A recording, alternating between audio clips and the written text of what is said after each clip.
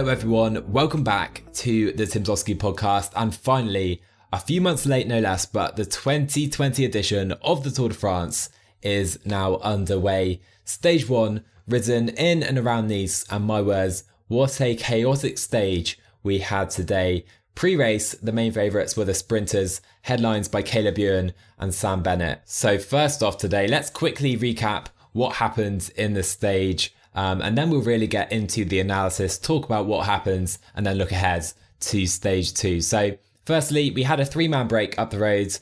Grelier, Michael Scher and Cyril Gauthier up the roads. And it was Grelier from Team Total who does have the KOM jersey. 2 points from today's stage. He does take that jersey into stage 2, but they had absolutely no chance at the stage, really due to the pace of the peloton and the weather conditions, really interrupting and disrupting today's stage in general. And so we headed towards the second climb, or I think the first categorized climb, and Caleb Ewan already was starting to struggle, getting dropped off the back of the peloton. Not a good sign for Lotto Soudal and Caleb Ewan, because we know a lot of climbing throughout this race and chances for the sprinters are limited. So really they need to be capable of getting over some climbs. But yeah, Ewan was starting to get dropped, and then really a plethora of falls started to take place, including Nairo Quintana, Benoit Cosnefroy, Christophe Laporte went down. We had Pierre Latour, and crucially, Pavel Sivkov did fall as well. And so Sivkov went down. He did look pretty battered and bruised. He was making his way back to the peloton.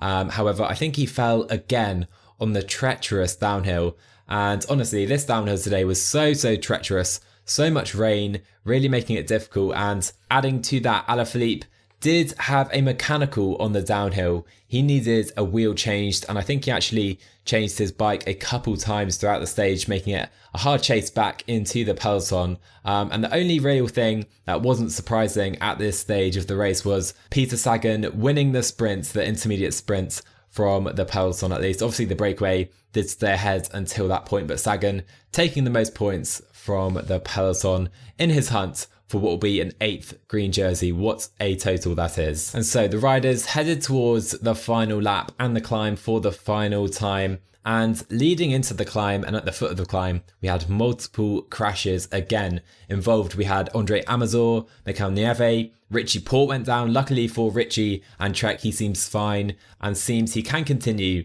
without issue. Also, we had Mikel Landa. I think Caleb Ewan went down again after latching back on to the peloton. 58k to go, we had Giacomo Nizzolo clutching his stomach. I think he went down as well, and he was having issues off the back of the peloton. And with about 50k to go, Tony Martin sat up. The riders clearly were discussing this leading up to this moment, and Tony Martin kind of signals the race neutralization, which was a very sensible move because riders were just going down left, right and centre. However, we did have a short descent leading into a short additional climb on the final lap, and Astana, led by Omar Fraile, came to the front and started pedalling pretty substantially on the downhill. And obviously the race was meant to be neutralised at this stage, and I think we all saw it. Miguel Angel Lopez crashed on that very downhill, literally moments after Astana started pedalling on the front. Almost karma, instant karma taking place for them. Luckily, Lopez not injured. Obviously, wouldn't wish a crash on anyone, but it seemed like a pretty poor move to me for Astana to go to the front like that, really trying to put the others in danger when clearly the conditions were very dangerous. We had George Bennett fall on the downhill after that, after the race was re-neutralised, showing just how difficult the conditions were. Luckily, Bennett did make it back into the peloton later in the stage. So 20k to go, the race did seem to get back underway proper, and Benoit Cosnefroy launched an attack off the front. Didn't last long, but that really put the sprinters teams into action. We would have a mass sprint at the end of the stage, but it wouldn't prevent another crash from taking place literally just meters inside the 3 kilometers to go sign. So all of those riders have been given the same time, crucially. To me, it seemed like the crash took place just behind the sprinters, so the majority of the main sprinters could compete for the stage win, but the likes of Thibaut Pinot went down pretty hard. He had a clear injury and grazing to his left shoulder. Also Michael Landa, many of the GT favourites caught up in that accident, not necessarily going down, but getting held up by the riders blocking the roads. However, the sprint was to take place and Alex Christoph took stage 1 in a mass sprint ahead of Cees Bol. In third place, we had Mads Pedersen sprinting into second place. He was coming quite fast. He had some overspeed on Alex Christoph. We also had Giacomo Nizzolo coming very, very fast. However, he got squeezed between Bol and Pedersen. I think he would have got second on the stage without that, but he had to back out of that instant to avoid a crash. Good to see Nizzolo fighting for this, because earlier in the stage when he was clutching his stomach or his arm, it seems he would have some terrible luck and have to withdraw from the race. And he's really in the form of his life right now. So it would be great to see him get his first win at a Grand Tour, because I really think he deserves that over the course of his career. And I think to most of our surprise, Peter Sagan and even more surprisingly, Sam Bennett just weren't quite quick enough in the sprints. Sam Bennett really had an open lane and he just didn't have it, meaning Alex Christoph took stage 1 and his first yellow jersey at the age of 33. And so I think some of the main talking points from this stage is Caleb Ewan really struggled today. On the first proper categorized climb of the day, he was struggling to hold the wheels at the back of the peloton. We had Roger Kluger and I think John Degenkolb dropping back to help him. And notably, John Degenkolb is over the time limit and he will not be allowed to start stage 2. Heartbreaking stuff for Degenkolb. I'm not quite sure what caused that. I think he may have dropped back to help out Caleb Ewan get back in to the peloton. So really unlucky for Degenkolb, I think. But really, the main thing for me, Caleb Ewan really struggling to get over those climbs. I think really he looked the worst of the main sprinters, at least. I think Bonifacio struggled as well with the climbs, but that is really worrying for me because there are limited sprint stages at this Tour de France. I think around 5 or 6 that you could say, okay, that is a sprinter's stage that will end in a mass sprint most likely. However, a lot of them do have some climbing involved. So if we take a look at stage 3 of this race, heading again from Nice to Sisteron, we do have some climbs involved. This really is a stage for the sprinters, on paper at least. However, we do have some fairly sizable climbs to the start of the day. And just taking a look, we have the Col de Pilon, 8.4 kilometers, 5.1%. We have the Col de Lec as well, 7.1 kilometers, 5.4%, in addition to a number of other climbs throughout the day. So the likes of Sam Bennett's team, obviously Alex Christoph's team, and all the other sprinters really can try and put Caleb Ewan under pressure early on. And it seems, going by today's form, Caleb Ewan may struggle on stage 3 as well, in my opinion. So not promising signs at all for Caleb Ewan at this race so far. But the big talking point for me really is the GC battle, because when the race started, this GC was wide open because so many riders have an excuse, have some kind of reason to say they have an injury, they're lacking fitness, they've just started racing again, they've had a recent fall, where they can make an excuse as to why they can't win this Tour de France. And really, we have more question marks after today's stage because Pinot fell, of course, landing hard on his shoulder. I think he will be fine to continue, but will that hamper him somewhat? Because he was one of the riders really coming in with relatively fewer issues compared to the majority of his rivals. The likes of Nairoman, Mikel Landa fell today as well. The likes of Valverde were caught up in that crash. And this is going to be crucial because we know we have a big stage tomorrow. More on that later, but these guys, if they're not feeling good, there is no respite at this Tour de France. And on the flip side, we have the likes of Tadej Pogačar, again, getting through cleanly. All seems to be going well at this tour and in the build-up, really, at Paris-Nice. An important day for Emmanuel Buchmann, who came in really struggling from his fall at the Dauphiné. It was crucial today, I think, that he got through unscathed and he didn't fall, so big day for Emmanuel Buchmann. I saw Buchmann actually posted on his Instagram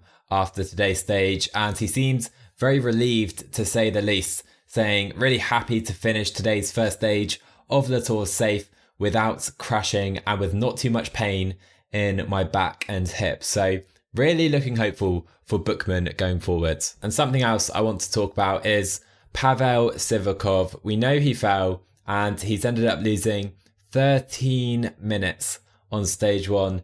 Heartbroken for Pavel Sivakov because he came into this Tour de France in such good form, looking so good on Mont Ventoux, looked good at Paris-Nice as well. And it's just so unlucky for his tour to start in this fashion. And you may say, okay, but Joe, why is this important? Because Sivakov is able to continue. He's not the Ineos leader.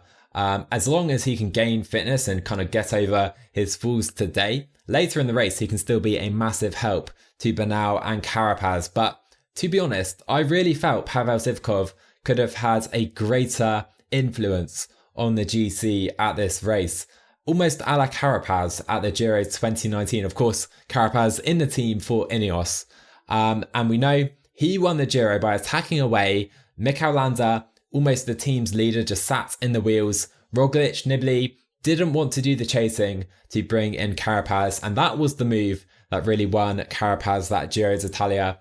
I really felt like coming into this race, Sivakov had the potential to try and pull off something very similar to that move and really put the likes of Jumbo-Visma, maybe FDJ under pressure and use up some of their teammates whilst Bernal and maybe Carapaz can sit in the wheels while Sivakov goes up the roads. And it's a real shame for Ineos and the race as a spectacle to me that is no longer an option for Ineos. And another reason I really felt this was important for Ineos is I'm really unsure of Carapaz's form. He did fall at the Tour of Poland, we know that. He didn't really show much at Il Lombardia. He's had a little time since then to recover and get ready for the Tour de France. And hopefully he is able to produce a similar move and play a similar role to how he did at the Giro 2019, riding for Movistar at the time. But yeah, I felt Sivakov really could play that role for Ineos, and they're going to have to rely on Carapaz solely to do that now, whilst of course having Bernal as the leader. So those are really my main thoughts coming out of today's stage. Let's take a look ahead to stage 2 tomorrow, and we know we have a massive day so early in this Tour de France, almost Vuelta-esque to have a big stage potentially in the GC so early in the race.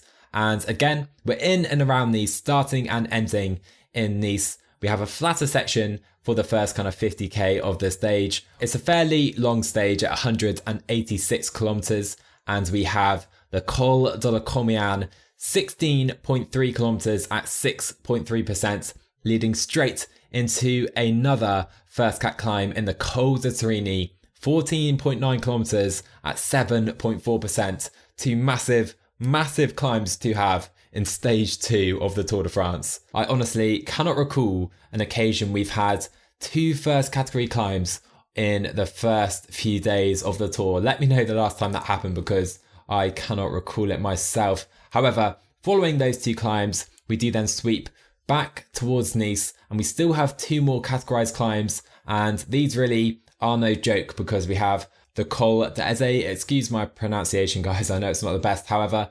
7.8 kilometers at 6.1%, a climb often used in Paris-Nice of course, and then we go into the same climb, only going halfway up I think, or slightly more than halfway, 5.5 kilometers at 5.7%, before swinging back downhill into Nice for the second time in a row, and that is going to be a super difficult day for anyone not feeling in their best form. So my immediate thoughts about this stage are that today's events really could have a massive impact on stage 2 of this race, because we have multiple falls, Thibaut Pinot going down, Landa going down, Quintana going down, amongst others. And how are these guys going to be feeling going into tomorrow's stage? And how are the other teams going to respond to this, crucially, because the likes of Tadej Pogačar, for example, had a relatively good day, same with the likes of Bookman perhaps, but Pogačar finishing in 17th place today, clearly not feeling too bad. I think he was there in the front group in the end, the only of the GC favourites to do that. We know the times were later neutralised, but Pogačar feeling good at this race. Perhaps maybe someone like Team UAE or another GC favourite that are feeling good could maybe try and put these guys who fell today under pressure. The likes of Pinot, he's surely going to have to try and play it defensively tomorrow, perhaps feeling some issues with his shoulder. And it really is a shame that this has happened to Pinot again. Already stage 1, he could have really done with a really strong first week at this Tour de France, but already under a lot of pressure. As we're discussing FDJ right now, literally as I'm recording this, FDJ have tweeted about the injury to Pinot and the rest of their riders. So Thibaut Pinot, this is a Google Translate on Twitter from FDJ's tweets. Multiple dermabrasions on the right side of the body, trauma to the knee, which is very worrying to me, and trauma to the right shoulder. Apologies if I earlier said left shoulder.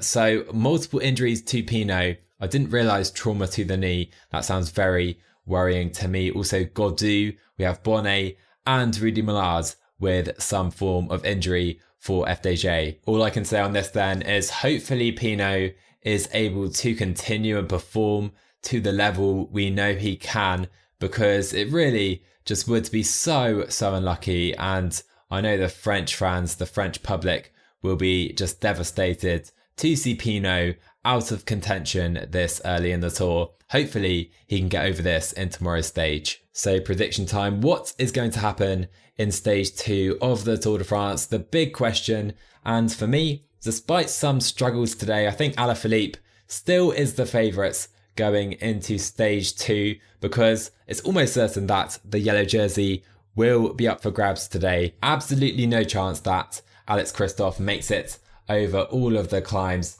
So really, the winner of the stage will be going into the Maillot Jaune for stage 3 of the race. And we know Alaphilippe has the skills, has the acceleration and the pure punchiness to really attack away over those final hills. Really does suit him, the final. He could even take it in a reduced sprint, you never know. Looking at the other riders, I think could win this race. Sergio Higuita, definitely a name to look out for, because he will have, I'm sure, no issues with the first 2 climbs. And he is a very capable sprinter. I think I've mentioned it before, but he could be a new Alejandro Valverde in the peloton, the Colombian Valverde. He can get over hills, he's a good climber, and he is a very strong sprinter when the field is somewhat reduced. Another undoubted big favourite for tomorrow will be Wout van Aert of Jumbo-Visma. I think, again, another man who fell today. It's almost seeming like fewer riders did stay on their bikes than those that fell, but Van Aert has shown the climbing ability to get over those climbs tomorrow. Really showing that at the Dauphiné, for example. Really strong on the climbs there. I think he'll get over those climbs. However, I think what really is preventing me from thinking he will win tomorrow is his obligations as a domestique for Roglic and Dumoulin. That will almost definitely be his main aims for stage 2. However, I've mentioned Alaphilippe, I've mentioned Higuita. Honestly, I have no idea how this stage is going to unfold. Maybe a few names you wouldn't initially think of. I will mention we have the likes of Benoit Cosnefroid. I know he fell in stage 1, also attacked away, maybe expending a bit of useless energy, but he could definitely be someone trying to attack over those final climbs. Also, watch out for Mark Hirschi, because he has shown the ability to get over the climbs as well recently at the Criterium de Dauphiné. Is a very punchy rider too, so watch out for Cosnefroid and Mark Hirschi. All I know for sure is that tomorrow anything could happen yet again. Who knows, we could have a GC favourite drop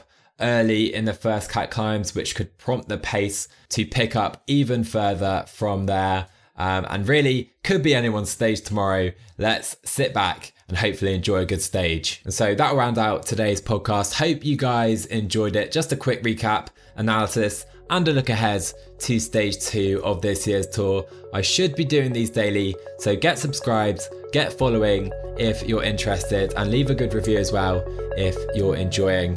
My name is Joe. I will see you guys in the next one.